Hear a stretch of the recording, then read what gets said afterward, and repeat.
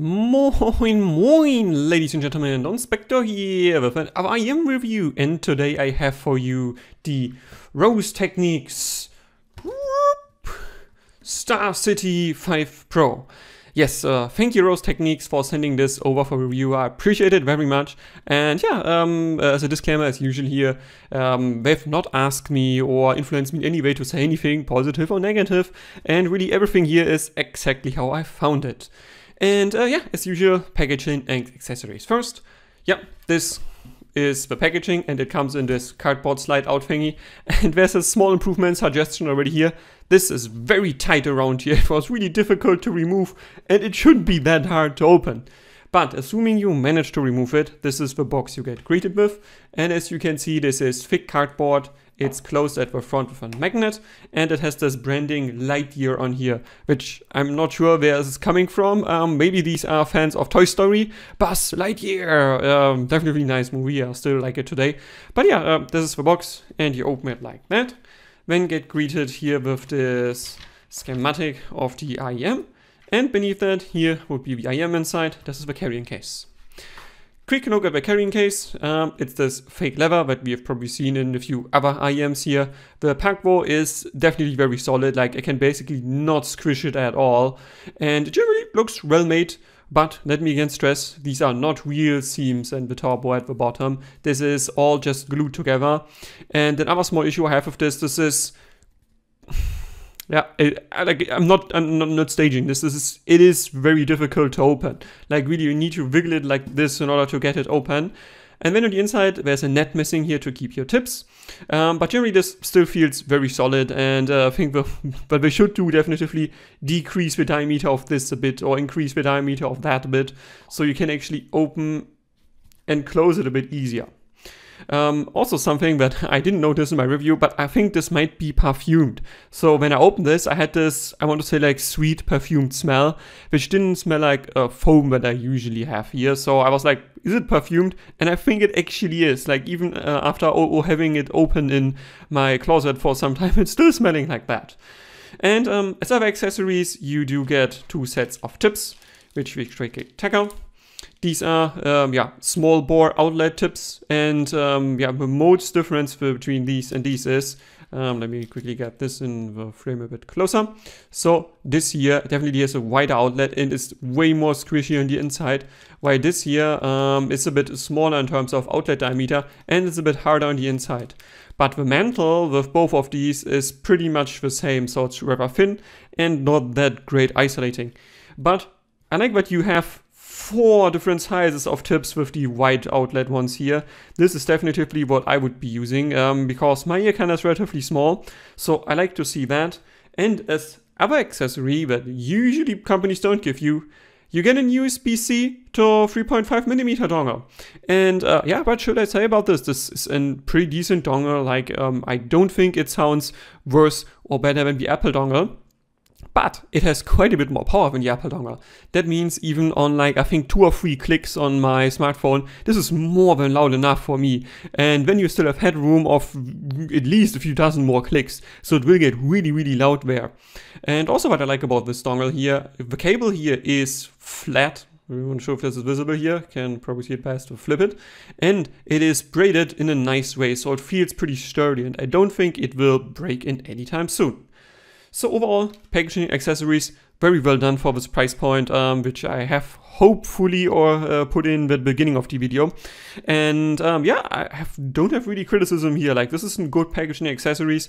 And yeah, let's go into the next topic.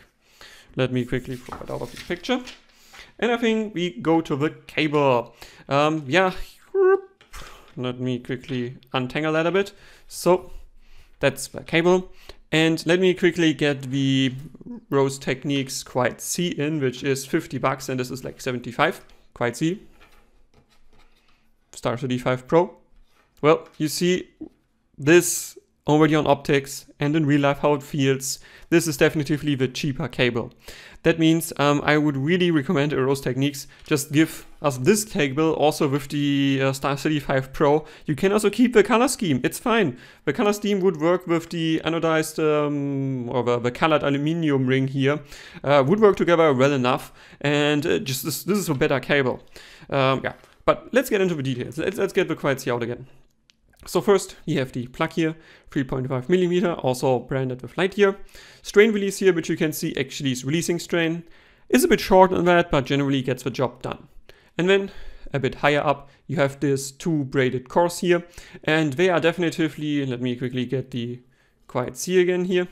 As you can see, one of the Quiet C cable, the individual cores are a bit thicker, and you have 4 instead of just 2 here. So that means this one just feels better in the hand and it looks more sturdy.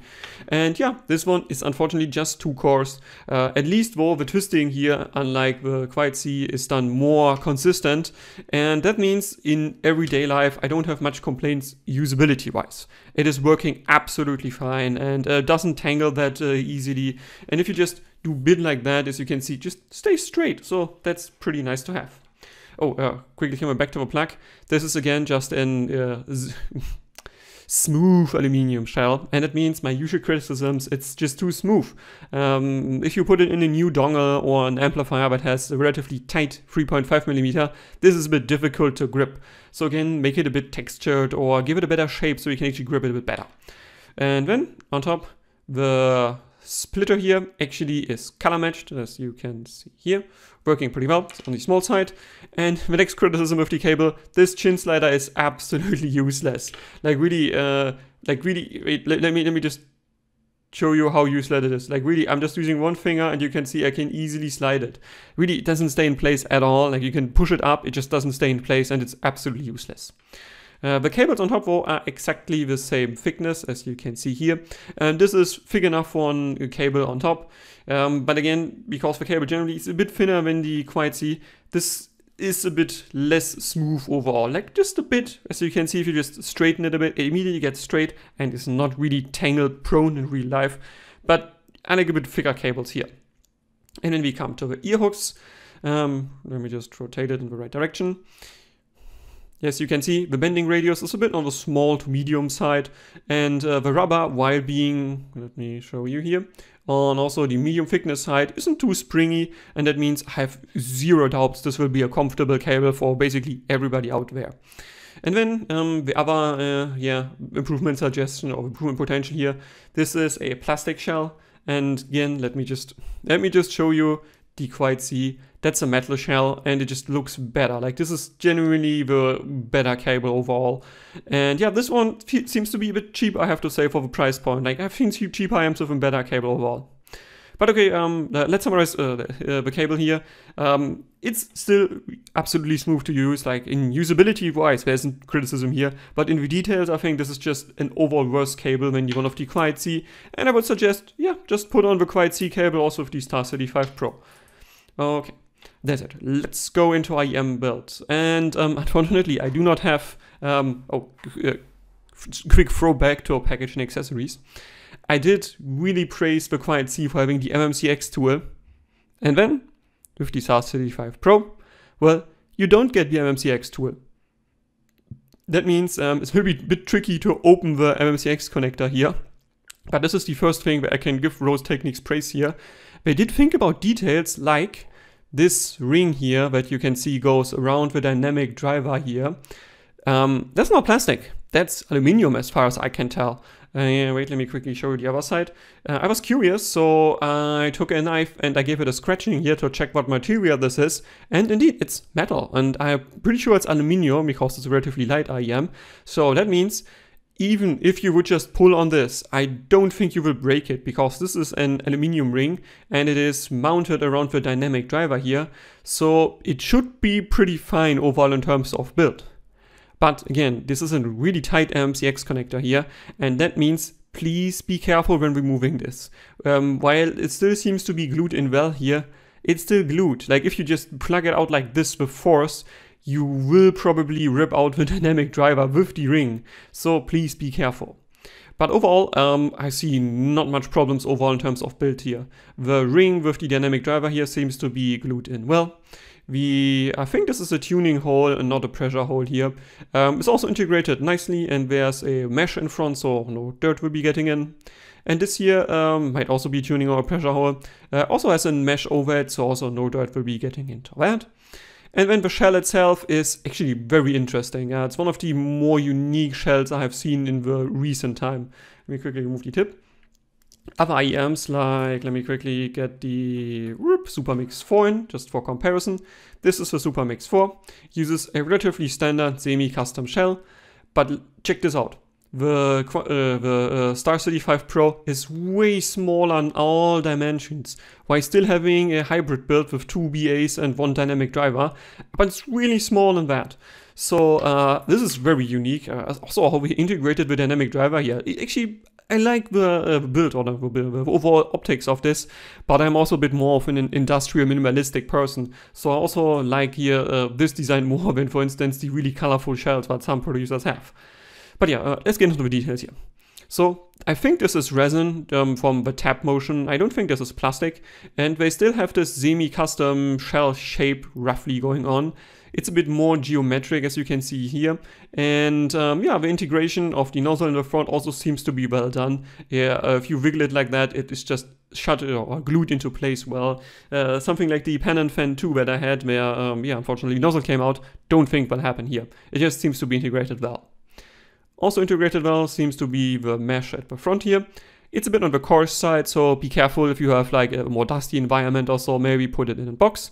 But I see no problems with the glue around here. And yeah, in summary, I think this is a well-built IEM. Just again, be careful with the MMCX connector. This is very tight, so don't just rip it out here. You might just break the IEM in the course of that. Okay, next, yeah, let's talk about comfort and fit. And as I said, this is kind of semi-custom shellish. I will throw on the measurements again here in the background so you can see for yourself how big this is. And in real life, this is a really small IEM in my ear. It's not quite as small as some of these nicer cabled IEMs, but it is definitively small. And even in my SS ear canal, I have no issues with this. Like really, basically every tip I threw on this worked for me just fine. And the nozzle, as you can see, let me just show you the video here, is definitively on the shorter side. Again, quick comparison to the Supermix 4, as you can see. This is definitively shorter overall in terms of insertion. So you will probably, if your ear canal is more normal like mine, you will need to use a longer tip. And yeah, here for instance, the Z-Render memory foam silicone ear tip did work pretty well for me, but I still preferred shorter tips overall. But this is just me, and I'm pretty sure you will probably more prefer longer tips because yeah, my ear canal is very, very small. So overall, this is a very comfortable IEM, and I really had no issue with any of my tips here. And yeah, there's just one small issue, or one potential issue I want to say. If your ear is, outer ear, I mean, is a bit deeper, this edge here, and I'm not sure how well it's visible in the camera, this edge is a bit too strongly pronounced in my opinion.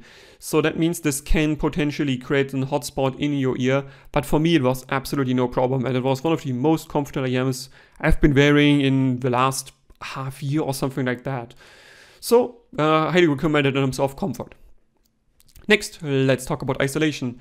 And unfortunately, similar to the Quiet C here, well, this is not a great isolating IEM. My best guess is this is probably because the shell shape is generally so small, and then we also have here the big pressure/tuning hole and here as well. So that means even with a memory silicone foam tip like this one here, which also uses a relatively thick foam, well, it's just okay isolating, like slightly below average is what I noted in my review, my written review, and that means it's okay for home office or a bit quieter streets, but it will not be enough for the city center or busy streets, yeah. Next, let's come to drivability. Yes, this is a hybrid IEM. It has one 10mm dynamic driver and 2 BAs, and it clocks in at 24 ohms and 104 decibels at 1 milliwatts of power. So that means on paper, it is very efficient, and in reality, it definitively gets loud enough even on the Apple dongle.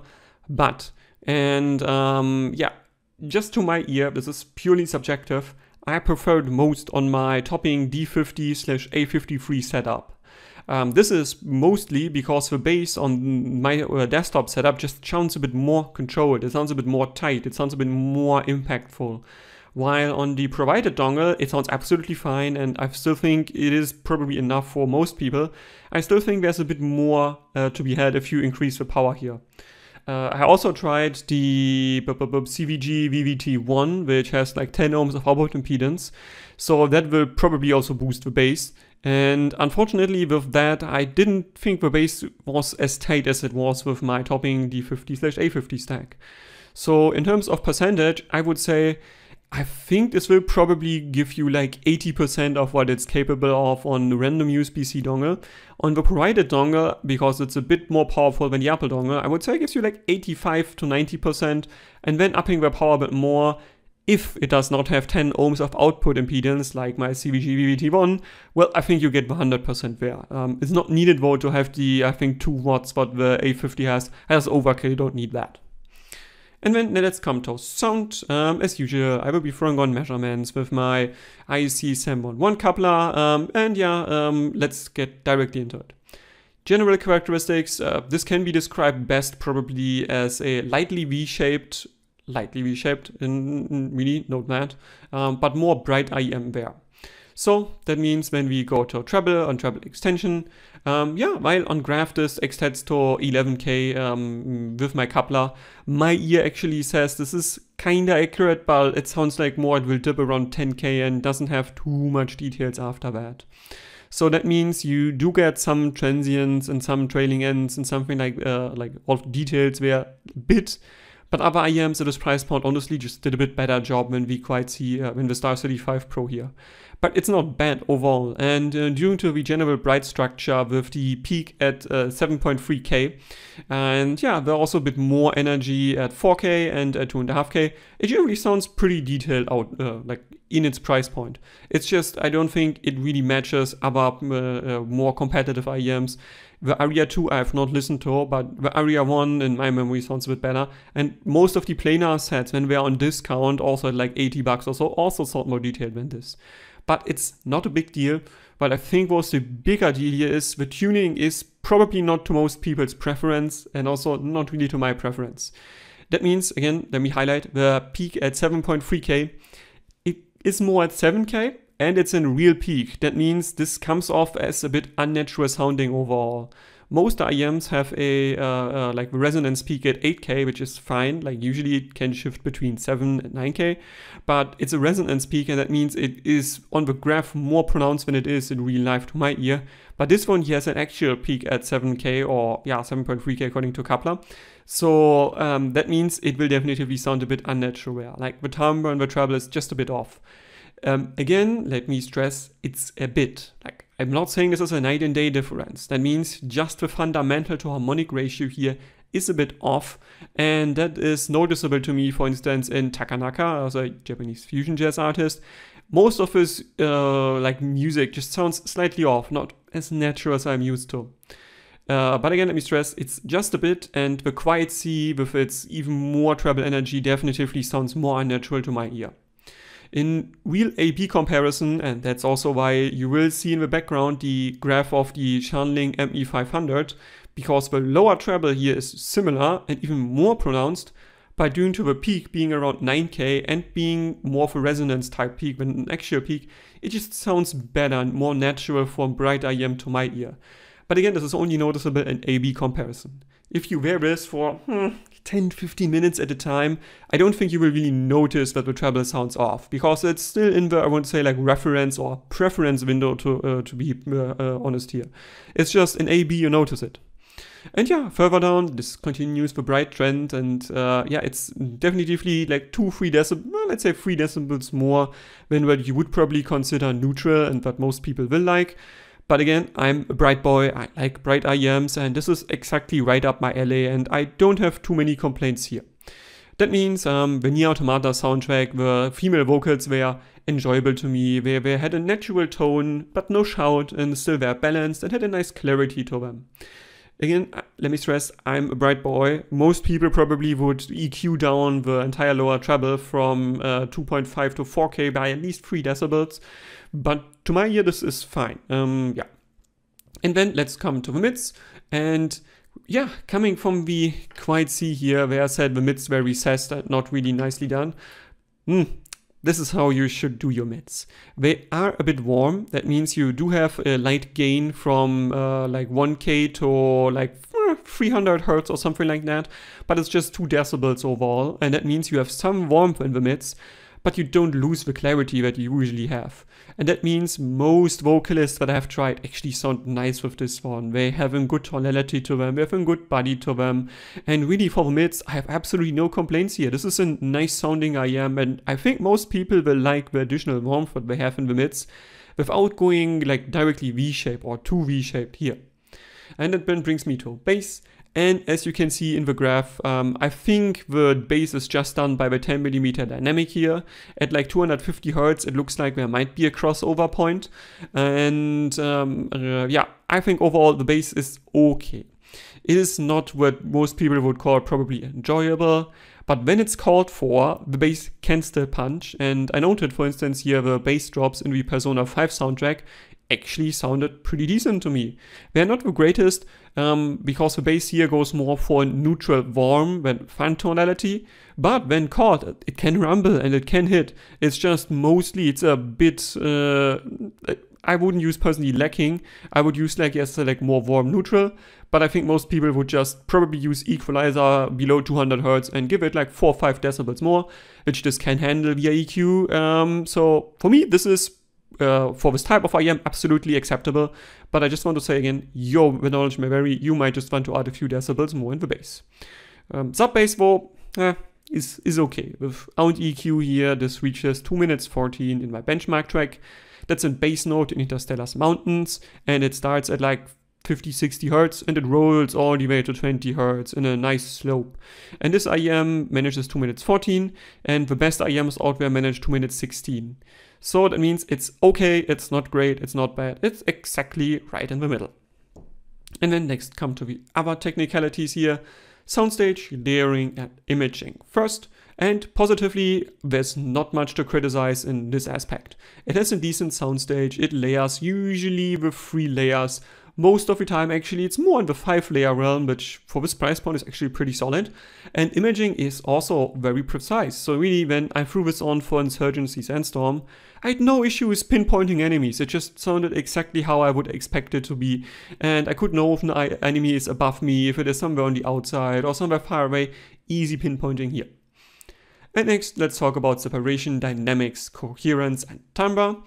And yeah, this is a slight upgrade in terms of separation over the quiet C, which is expected. It's a hybrid setup. It uses BAs for bass and treble, but it's not really better than, for instance, the E20, which I said was very solid for the $50 out there. And also in terms of coherence, I think there is a slight BR timbre going on here, which, I mean, it's BAs, that's kind of expected for most sets, but it's not bad at all. I just think the bigger issue instead of the BR timbre here is that, again, the treble sounds a bit unnatural overall due to the 7.3K peak, but this is nothing that you can't fix. Just take your equalizer, lower 7.3K by like 4 decibels, 3 decibels at least, and then you should be in the good in terms of tonality overall here. So yeah, that means it is relatively coherent, it's slightly BR timbre, but not in a bad way, and I don't think most people will notice it at all. And now, coming to the verdict. This is actually the second time I recorded the verdict, because the first time I didn't sound as positive as I actually feel about this overall. Because the Star City 5 Pro generally sounds good to my ear. It is a bright IEM, it does mostly fit my personal preference. And also the light warmth it has in the mids, and the driver used for bass that still can punch when it's called to, but generally stays a bit more in the background. I think this is a signature quite a few people probably will like. But, and this is why I struggled a bit when I first time recorded this, I still don't think for a bright IEM that it is here, the treble signature is as good as it should be. A good example that I have used also here when I talked about it in the treble section, the ME500 is a V-shaped bright IEM, but it just does the bright signature better. I think the 7.3K or 7K peak that the Star City 5 Pro has, it's just not to my liking, and most IEMs that I see usually also don't go for a peak in this region. They go something for a bit higher up, something, what the ME500 also has. So that combined with the relatively high energy at 4K, it just makes it come off as, generally a bit bright and not as natural sounding. And my main gripe with all of this is not the signature. As I said, it sounds good to my ear. It's the price segment is pretty crowded. The Aria 2, while I have not listened to it, it sounds like, from everything I read, seems to be a very good IEM at a very similar price point. And when it's on sale, most of the planars go for similar prices, and those are absolutely detail killers. And this one here, it's just not as detailed as the planars, so I struggle a bit to see it in its price segment. But if on sale, I think the Star City 5 Pro will be a pretty damn good IEM. If it's like at 50-60 bucks or so, would be something that I say it's very unique on the market and would be price competitive there. But at 75 bucks, I just think it's a bit too expensive for what you actually get. And that's it. Hope you enjoyed it. Hope this was useful to you. If you have questions, if you have recommendations or criticisms, please leave a comment. Donspektor